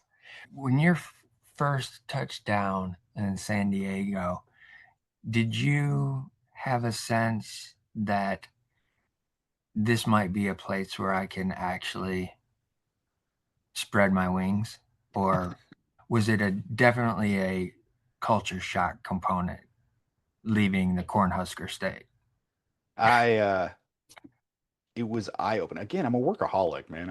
There's no other way to put it. I'm a workaholic. I love to do like if I get lost in a project, I can spend 14 hours on something and not blink twice. Like that's just who I Okay. am. Yeah. If that puts me on a spectrum, then I'm definitely on that spectrum. When I got out to California, what I realized is I have farmers' work ethic, and they Ah, do not. Like, yes. oh, sun's up, time to work. You know, it's like I'm up at 5, I'm ready to go. Right. And as a TA in graduate school, and I had kids roll in 11:30 in flip-flops and a bikini because they're going to the beach. They just Yeah. have to be there. Yeah. I'm like, "Where's your assignment?" "Man, we'll get to it." I'm like, "No."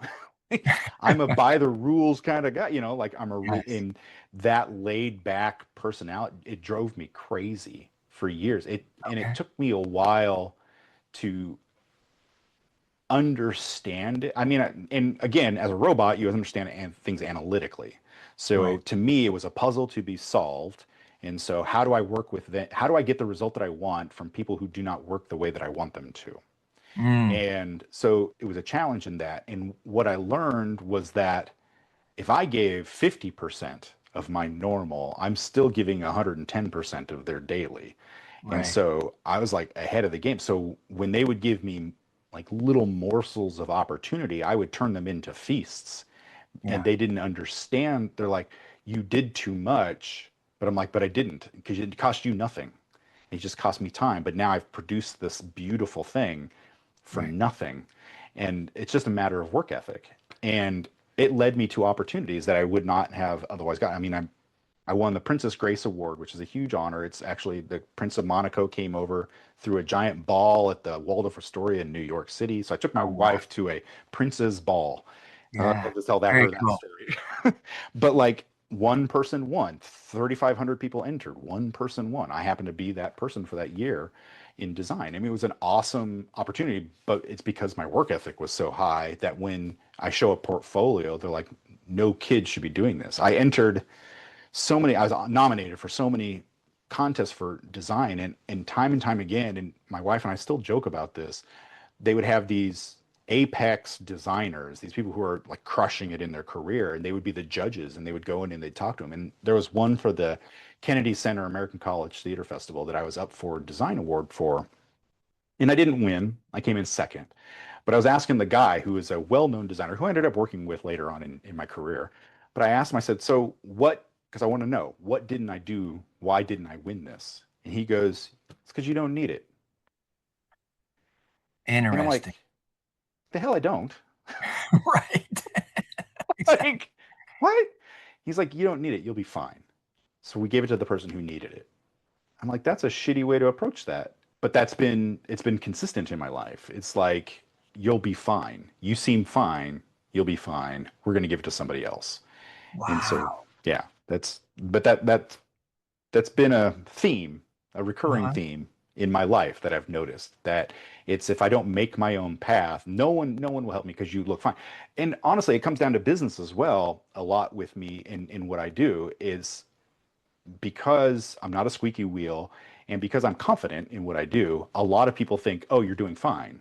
And so when I was first starting out as a freelance artist, and I was not doing fine because you're new to the work, it was hard for me to get customers because they're like, you seem like you're doing great. Yeah. And I'm like, it's because I'm not online like crying and I'm not like throwing a fit. I'm like trying to be presentable and trying to be an expert in this field. But Right. we could all use customer. So, yeah, so that recurring theme thing seems to be, it happens more and more. And I'm running into that right now with this whole thing with Gamify Business because I'm a coach because I want to help other people who were where I was trying to get to where they're going. Yeah. And what I've found is people are like, you sound so put together. Like, one, we can't afford you, or two, you've got enough customers. You seem to have your shit together. So Uh-huh. therefore, you don't need us. And I'm like, no, buddies, come on. I can help everybody, and it's so that's it's a struggle. It's been a struggle and it continues to be one. That's wild. That's wild to me. And it may just be the fact that as another creative, talking to a creative, another creative that has, for the most part, forged my own careers, essentially, whether it's in the fashion industry, whether it was in the jewelry industry, whether it's in just basic graphic design, layout stuff, branding, that type of stuff, anything that was dealt with entertainment, it was because I just stepped into it and said, I can do this. Mhm. Can I do this? Will you let me do this? And it was, yeah, sure, go ahead. And I'm like, cool, and run. Yeah, It's wild to me that has been part of your experience, and I hate it for you. And I hope it somebody realizes what the hell's going on because you, from just from this conversation, the value that you have, Paul, as a fellow, just as a fellow creative, it's huge. Like thanks. I see it, it's huge. For me, it's huge. I've appreciated this conversation immensely in the time that we've been on here together. Thank you. And like I said earlier on, like I would never even think twice if we were in the same city about being, hey, Paul, what's up, man? Can grab a drink or get a coffee or whatever. Yeah, Like I would, I'm that kind of person when I find somebody that's got a creative circuitry that might be similar to me. Like I want to see what kind of electrical volts will start amplifying, right? I yeah, I want to see that Nikola Tesla thing take off and the whole circuitry is going off wild. That's oh my gosh, that's mind-boggling in a way that you're getting that experience of you're going to be fine or you're too you know too much or you're too expensive or that's wild. And especially with the way things are going in the world and the way that at least there's some bit of realization that kids are not learning the same way. So we've got to cater to that and we got to help nurture that in a way from whatever perspective they think it needs to be. But thinking differently has always been around. oh yeah, Just everybody else has been oblivious to it. And they've thought that it needs to go in this one direction. But the people that at this point in time that are saying, okay, they're on a spectrum, they think differently, this neurodivergence term that's coming up, which I still haven't fully grasped the understanding of what it is because it's like, it's from my perspective, it's too broad. It's like you just think differently. Why does that make you get this label now? I Um, agree. I don't.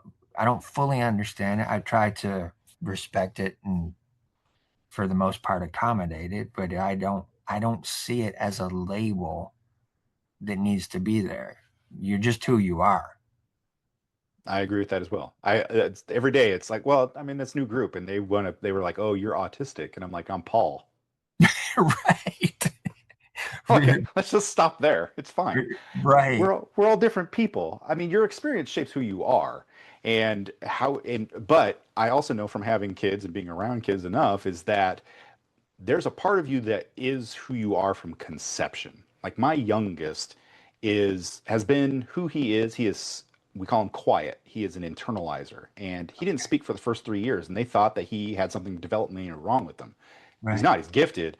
He just didn't want to talk to you because he didn't have Right. anything to say that was worthwhile, and he didn't want you to converse with him because he didn't think what you had to say was worthwhile. And he's 11 years old now, and we're like, we tell his teachers, I say, at a certain point during the day, he's going to be done with people. And you just got to Yeah. let him go sit by himself. And if you don't, he'll act out, he'll thrash Right. out. And that's who he is. Right. And we can either beat that out of him, punish that out of him, whatever, or we can be like, that's who you are. And you will always be that. And you can hide it, you can mask it, you can put it under layers of other stuff.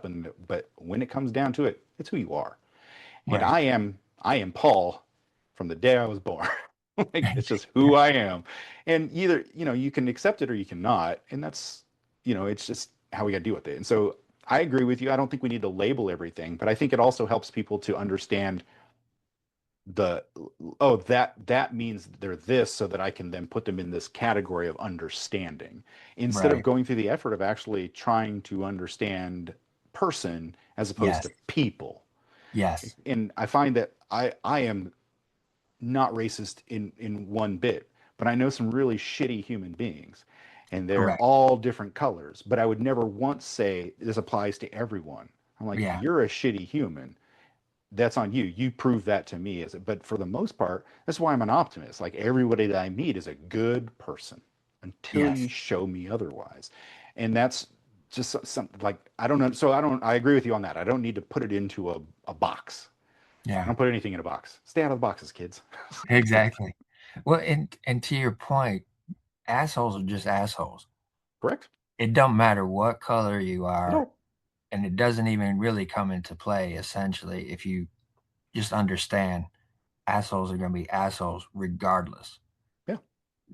And they're everywhere. Oh It's yeah. it's not like it's uncommon.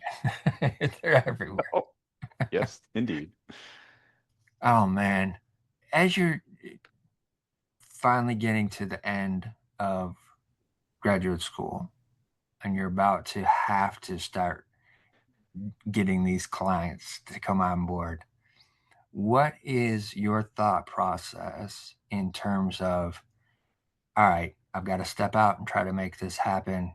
This is what I'm going to do that. Well, interestingly enough, I got my graduate degree as a scenic and properties and costume designer. That's where I got my degree. And my school, University of California, San Diego, is attached to the La Jolla Playhouse, which is it's called a Lort B House, but it's a fairly decent sized theater, and it's a very nationally recognized theater. They do a lot of good work. And so, Mhm. as a student at that school, you would intern with them a lot. And so, my Okay. final year there, they gave me a couple shows to design, but I was also assisting all the designers that were there. And one of the designers that I was assisting, his name was John Arnone. At the time, he had like 3 or 4 different shows on Broadway, which for a scenic designer is kind of like the apex in the United States. You're a Broadway designer, that's pretty huge. Yeah, And yeah. so I was talking to him one day. I said, John, so what's it like being, I just got out of grad school. This is what I want to do. What's it like being the top? And I will thank him to this day for this. He was honest and he said it sucked. It sucked because he's on the road 48 weeks out of the year, going to all these different theaters. He has an apartment in New York he's never at, that he's paying for. He's got 6 assistants constantly working on paperwork because he's got to take every job that comes along because they don't pay. Theater Right. doesn't pay. And I was like, wow, I wish I would have known that before I went to grad school for this, but it was good information to have. And Yeah. so it really, he goes, if you want to settle down, this is not the job for you. Okay. And I was like, wow, okay, cool. Then what could I do? And at the time, I was working on another show. And as a scenic designer, when we're designing it, we build a scale model, which is a tiny representation of the big thing. Yep. And what that allows people to do is to see what you want it to look like. And the show that I was working on at the time had about 100 chairs in it. And I was hand cutting all of these little chairs out of paper and making them. And it was killing me. And I was like, there's got to be a better way to do this. And I love to go shopping because I love to walk and look at everything. Absorb it Yeah. all. And I was in the Yeah. greeting card aisle and I noticed that white cards had little brown edges. And I go, that looks like that's burned away. And I was like, and this is before anybody had a personal laser, by the way. This is like Okay. way Yeah. back in the 90s. And so I started doing some research and I called Hallmark and I'm like, who does your cards? There's got to be something that's burning this away. And they're like, oh, it's laser etched. I'm like, okay, who? And so they gave me the company that does it for them. And it was in a warehouse. It was a warehouse sized machine. It was probably like a block and a half long that would feed in paper and laser cut it, but it would do a page every 3 seconds. And Okay. so I thought, can I design this paper furniture that's flat that you can figure out how to fold and make it three-dimensional so we could build these so I don't have to cut out 100 chairs again. It would come pre-cut. All you got to do is color it and cut it out and fold it and put it together. And Yeah. so I designed that as a product called Pop Out Furniture. So I designed that right at the same time John was telling me this isn't a viable opportunity. And so I was like, I invented my first product. And so then I went to trade shows and I was like, how am I going to find clients? I'm not. I'm going to let my work speak for me. And so I'd go to these trade shows and I, again, don't mind being on stage. So I go and I do this big thing and we'd make silly videos to go with it. And I'd sit in the booth and I'd talk to every single person that was there as long as I was behind the table. That was my shield as a person. Right. Yeah. But I could sell to anybody. And I sold so many sheets of cutout paper. You'd be surprised to the point that I had a company come out and say, we want to carry it for you. So they wrote me a check for $250,000. And I was like, that was huge for me, Yeah. especially coming out of grad school where I think the year before I made $19,000. So like that's a huge jump. So you're like, holy crap. And so I did that for a while. And then I was like, there's something here. And then then I was at one of these trade shows and I saw a booth that had lasers for home use. And Yeah. I saw the writing on the wall. And I'm a guy who will bend, not break. So I don't stand firm. So I'm like, this is changing. I got to change too. So I changed tactics and started making other things. And I started doing that. And just what I found was that I would put it out online. Take any opportunity I could, and that versatility has been the thing that I've become known for. Is that I don't sell me, I sell my skill. So, but I'll admit it took me probably 10 years of that career before I'd even call myself an artist. I just call myself a maker Really? or a Okay. builder. Because Gotcha. when you say artist, and it still happens to me today. So what do you do? I'm an artist. Oh, I'm like, what the hell's that about? I'm like, oh, Yes. it's that starving art. Oh, so you Yeah. don't make any money. And it's like, no, I Right. make six figures, kiddos. Like I do well. Like, Yes. Yes. um, no. And so I like to break that. And so that's why I help people. It's because I'm like, no, you can do this as a living. This is something you do. So as far as like trying to figure out where or how to become the customer, I never thought about it in that regard. I thought of what can I put out that is mine and is excuse me, it's fucking awesome that people will Yeah. want it. Yeah. And that was really how I approached it. And so for 20 years, that's really what I've done is I create things that are fucking awesome and I put them out there and people are like, that's pretty awesome. Can I get one or can I get something similar? And Right. the answer is always yes. So when Disney calls and like, we'd like this or Tonight Show or whatever, they're like, Yeah. we want something that's fucking awesome. I'm your guy. But that doesn't fit on a business card. So I call myself Santa. I don't call myself Santa for Nerds. Somebody called me that and it stuck because it fits on Okay. a business card. But Santa for Nerds, it's like we all understand what Santa is. We all know what a nerd is. So Santa for Nerds, it's this magical, it's a conversation starter. But again, it puts my work forward. I'm this magical being that can create whatever you want. You don't need to know Right. who I am. And so I hide a lot behind the work. Yeah. That's a protection thing. It's the table Right. still there when I do trade shows. It's that Yeah. separation. I'm a character within my. What's really funny is like this setup here. I even have like I have my outfit that I wear as the barkeep. So this Oh, is wow. because in Gamify Business we do an RPG, and so where you meet your group is you meet them in the bar, is at the tavern, and so I'm the tavern keeper, the game master, and Okay. again I sit behind a bar, and that's my protection, and Right. I understand this. But what's been interesting is moving into the coaching consulting. There's no product. The product is what comes out of my mouth. Yeah. Very different selling. Right. Very difficult because there's no laurels you can rest on. I can't just make something, put an image of it on the internet and let it sit there for 20 years and then somebody will eventually find it. I'm the thing.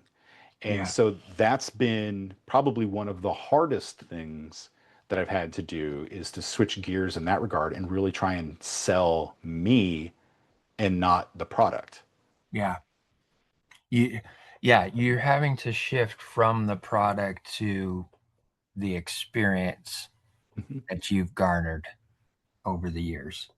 And a lot of times as creatives, we don't always put those things up, especially just from our conversation, us understanding that people are just people that have cool jobs, right? They're not superstars, they're not celebrities to us Right. because we understand a different side of who they are.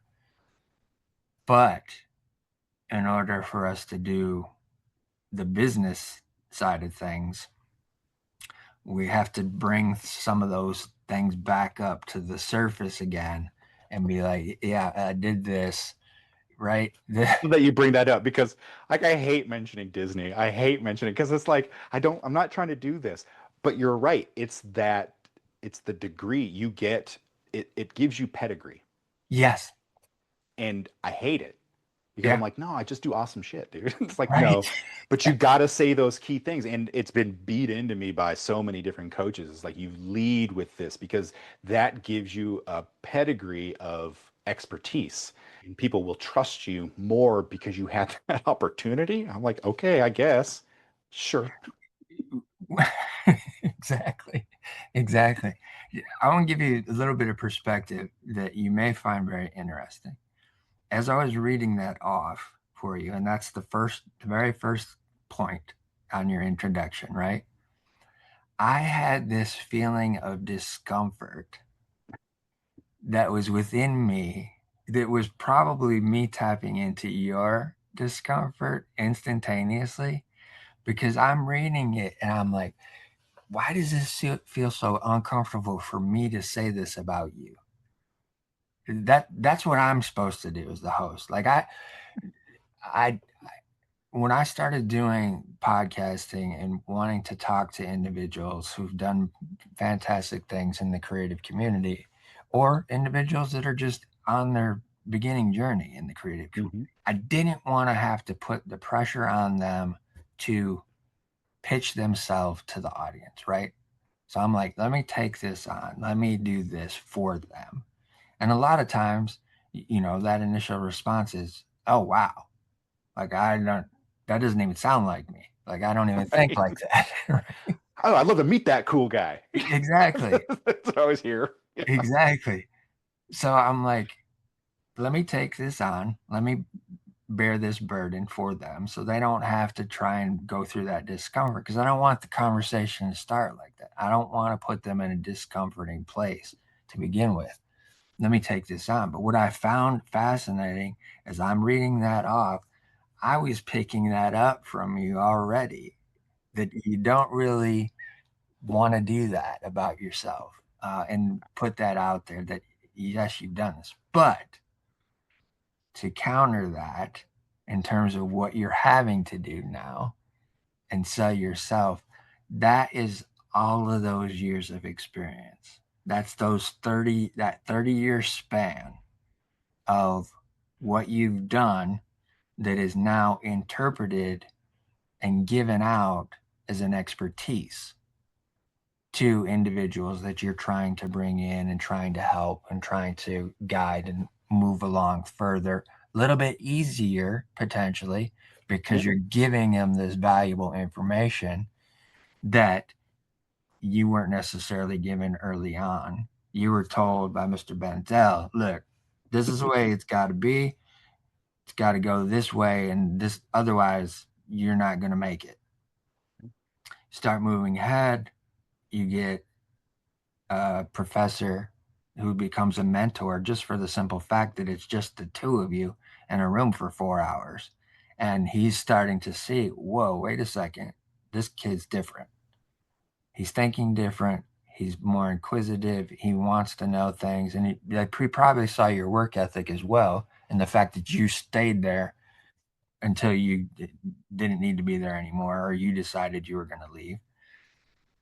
Moving forward, you get a little bit more information from another higher up in the industry that says, this sucks. And I'm at the top. It sucks, right? Not enough time in the day for me to do all the things. I've got all these people helping me out. I don't have enough time. I'm spending money that I shouldn't be spending just to keep a place back in the city. And now you're trying to pass that on as well, based on Mhm. all your years of experience. So, what hopefully people that are hearing this will also find you, because all this information is going to be put into the description of the episode, and they'll have links and all that stuff. But hopefully it will help along with the story of your life and things that you've experienced. Hopefully that'll allow them to maybe connect a little bit easier. That's my hope, anyways. Because if they don't realize what you have going on and can't see it, then maybe they just don't need to be working with you, anyways. That's a good place. Yeah, know your customers for sure. And but when you're starting out, you can't be that picky. And I think that's For a sure. hard lesson to learn. It As I've is. gotten older, it's nice to be able to say no because you get a feel for people pretty easy on early on. And what I found interesting, especially in the realm of coaching and consulting, is that a lot of the people who coach and consult do it because they want to be, it's ego driven. It's they don't Yes. it's they're there to prove how good and smart they are. And I'm not that person. I'm not trying to get you to be me. I want you to be the best you. And I Yeah. come from a Santa point of view. I'm here to help you become magical, okay? Yeah. But the thing is I come against so many people who cannot believe that is possible. Somebody that where is the self-serving in this? And I'm like, I'm not here to serve. Like I play a barkeep because I want to show to you that I'm not the hero in the adventure. You are. Yeah. I'm the guy in the cave who hands you a sword. It says dangerous outside, take this. That's who I am. I sit in a cave all day long. Don't worry about me. I'm good. But I found over and over again that people in a position to lead cannot believe somebody else isn't willing to step on people to get there. And so I literally having this conversation with my wife last week is like, I will never be rich because I can't be that selfish. And I would rather lift everyone else up Yeah. than to walk on any of them to get ahead. And Yep. so, but And that's commendable. It's commendable because ideally that is the way everybody should be.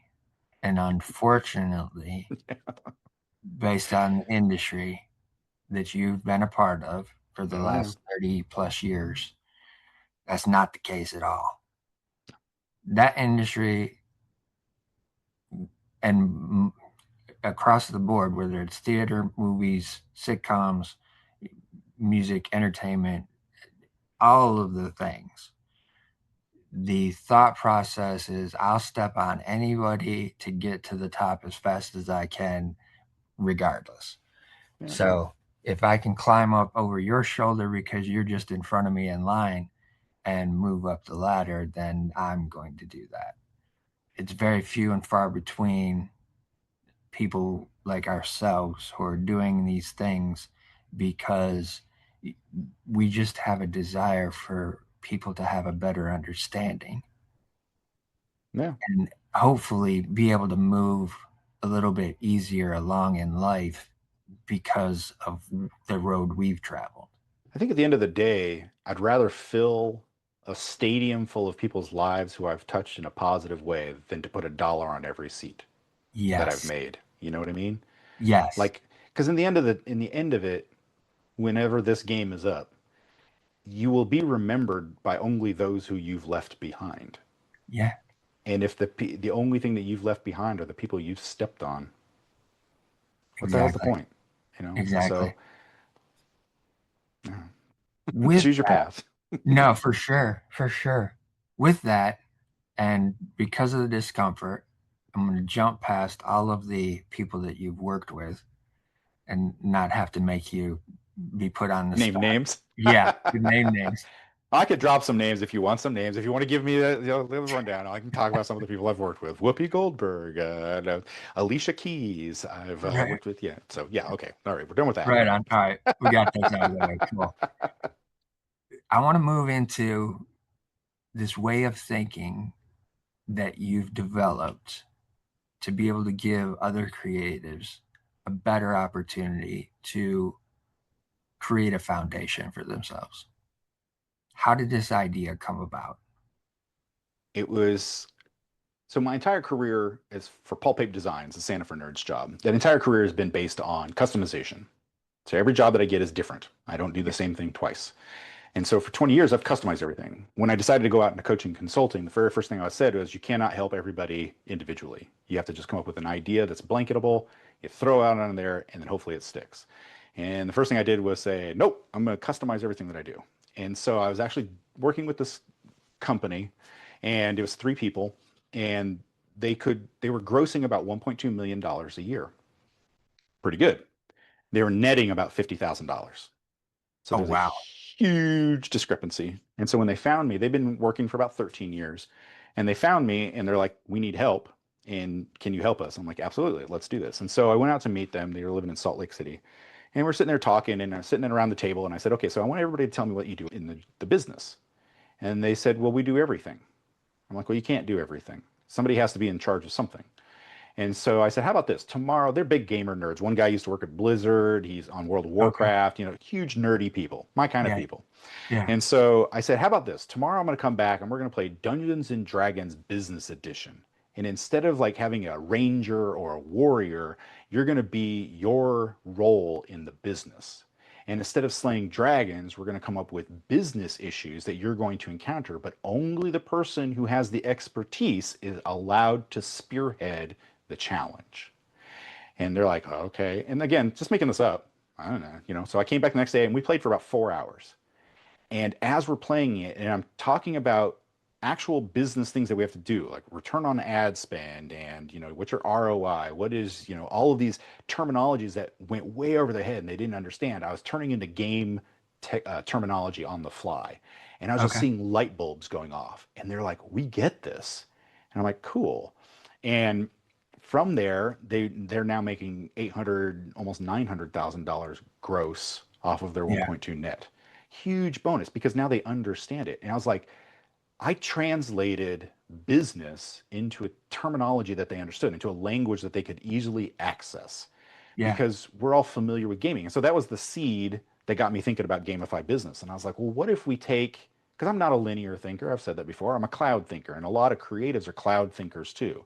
And when we Yeah. say, take all that cloud stuff and shove it in this box and just sit inside this linear thinking process, we go crazy and we Right. find every excuse to not do it.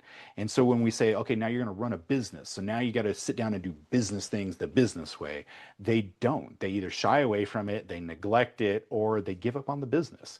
And so I thought, well, what if we instead made it fun, made it a campaign? Let's make it an adventure. And so that's where the book came from. And I was like, okay, well, what's the first thing that we need to do on an adventure? Well, you need to have a character that you play. Well, the character's got to be you because this is real life. So I was like, well, how do I create a character sheet of you? Well, I started leaning back onto all of my experience and I realized that most entrepreneurs or artists or creatives have this flaw. And the flaw is ego. We cannot do anything wrong. We are perfect. We know Right. we're not, but we have to put on that air because as an entrepreneur, if somebody cracks the foundation, it all crumbles because it's all held together with cobwebs. We know that, right? Like we don't know what the hell we're doing. Right. We're making it up. And so I was like, okay, a character sheet allows you to, because with a character sheet, you got to know your flaws, you got to know your strengths and your weaknesses. But we don't want to admit what those are. But a character sheet separates us just far enough away that we can say, I don't have these deficiencies, my character does, even though the character is you. And so we explore that and then we find out. And it's not like rolling a die and saying I have 12 strength because that's not how life works. What we do is we look at a sliding scale of extremes. So are you a rigid thinker or are you more free floating thinker? Where do you fall on that spectrum? And then what we do is once we have that character sheet, you now know who you are as a person and as a business and what you want to accomplish. And then we ask 2 questions. And the questions are really simple. What are you passionate about? Everybody can answer that one. We all have the things that we're passionate about. And the second question is the hard one. It's what do you do different with that passion than anyone else? And if you can answer that, then you've got a business. So now you got a character and a business. And then we can build it all around there. And we do that by creating games. Everything in business, everything you have to do in your job is a game. It's a task. And we are very used to, as gamers, performing mundane tasks over and over again, but we're willing to do it in a game because we get a reward. You know, I Right. play World of Warcraft a lot, and there's sometimes like, go collect 10 cherries. Okay. Why would I want to do this? Oh, you'll get a new piece of armor. Okay, cool. And it's the same thing with business. There's a lot of mundane tasks that we have to do repeatedly over and over again. But if we don't give ourselves a reason to do them, cloud thinkers are not going to do them. We're going to Right. neglect them. And so what I did is I built in a system in which you are rewarding yourself for these accomplishments. And what that does is it releases dopamine. Just like playing a video game releases dopamine when you accomplish something. Now we're doing that in your real life. Hmm. And then from there we go on and we do challenges and we look for group. We go find people who would be a good group for you. And experience has proven over and over again that creatives surround themselves with like-minded people. But the Yes. problem is in business, worst setup ever. So, like, you don't want to be around people who are just like you because you all think the exact same way. You want to find people who are going to be counter to you. And you Yeah. may not be best friends. You may never get a drink together outside of work, but let me tell you, they'll be your best wingman in business because they're going to help to round you out. And then, but if you don't know who you are from your character sheet, you're not going to know what you need to get. You're not going to need to know who those people are. And so we go find a group and then we go out there and we do challenges. And the challenges are set up as monster hunts because why shouldn't they be? You need to go slay the dragon because you need to get a bank loan. Well, what do we need to do to get that bank loan? We need to prep, just like you would with going to kill a dragon. You know, and Yeah. then at the end, the reward is money. The dragon's hoard. It's all out there. It's a framework of it changes the way we think about it, but then it removes that mystique of business terminology because think about it, there's a guy who actually a client of mine who used to mow lawns in high school and then he Okay. hated school so he dropped out, he got his GED, but he still runs that business. It's been 35 years. He's expanded, he's got employees, he does all this other stuff, but he's like, I didn't go to school for this. I'm like, no, because you don't need to. You don't need an MBA to do this. You just Right. need to know how to find customers, how to do a good job, how to advertise, the standard business stuff. And he figured it Yeah. out through screwing up, like we all do. So what if I Right. gave you a book that got rid of all the screw ups and you just now have a map, but the map is in a language you understand? It's a no-brainer. So that's really where it came from. I give you the whole spiel, but that's where it came from. That's how it evolved. And the thing that I've noticed, so that's the first book. That's this one here, which is the Creative Player's Handbook to Business. Okay. But when I'm teaching this to people, I've realized that one, people do not think like I do, and they don't work as fast as I do. And so I came up with a second book called The Game Master's Guide because we found that, especially for creatives who are trying to sell their work, is that people don't buy products, they buy the person behind the product. I have an expression, it's quit selling your shit, sell yourself. Yeah. When they're on the red carpet, they don't ask, what are you wearing? Because the answer would always be pants. The answer is, who are you wearing? Well, why does Mm. that matter? Because we're looking for the artist behind it. So Yeah. instead of going, and especially as a creative, we're going to be selling our stuff in the age of Amazon and Walmart, where it's going to be more than $1. We're not mass producing this stuff. We're doing something that is bespoke. It is special. It's a magic item. That's what you're Yeah. creating. And people are like, well, magic isn't real. I'm like, bullshit. If you've ever seen me work and create something out of nothing that shouldn't exist, that's a magic item because you Yeah. can't get it anywhere else. And there's so many creatives out there, and creatives aren't just necessarily artists. I've seen chefs who are creative. I've seen actuaries who are creative. What you do with your skill set is the magic. And people need Yeah. to pay for that, but they're not going to say, "Oh, you made an omelet.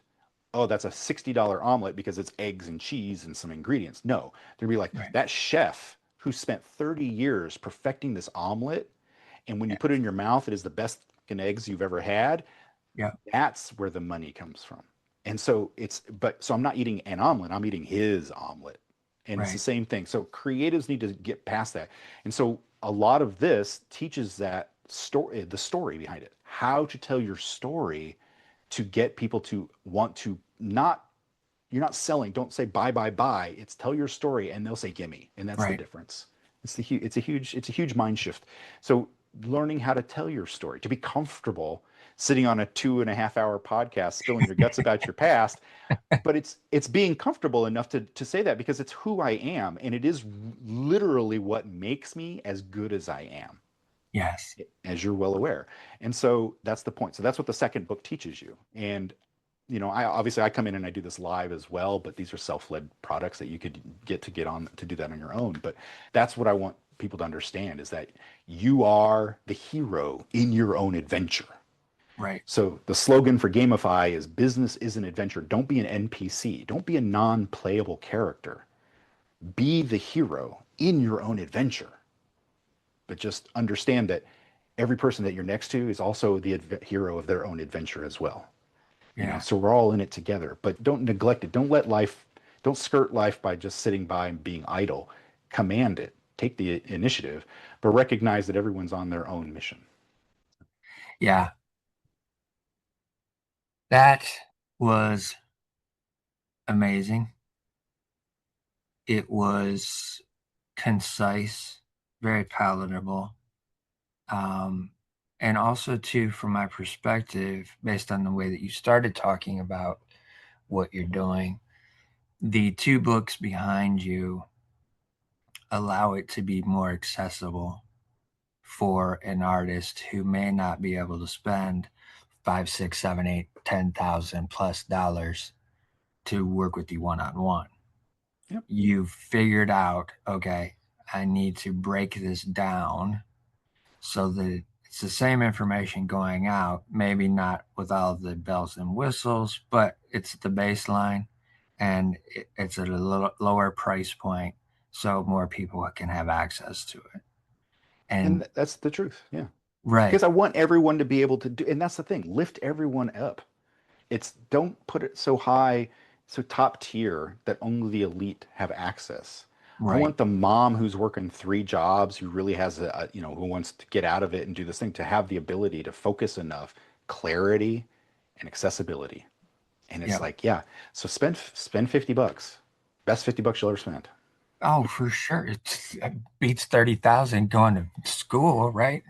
Correct. And Correct. then Or hiring a coach for 10. Yeah, I yeah, know. and then deciding, at the end of the year, like I gotta fucking change my Yeah. degree. Yeah. Like I'm not gonna be able to finish this one. Yeah, I did. Are you familiar with Gary Vaynerchuk at all?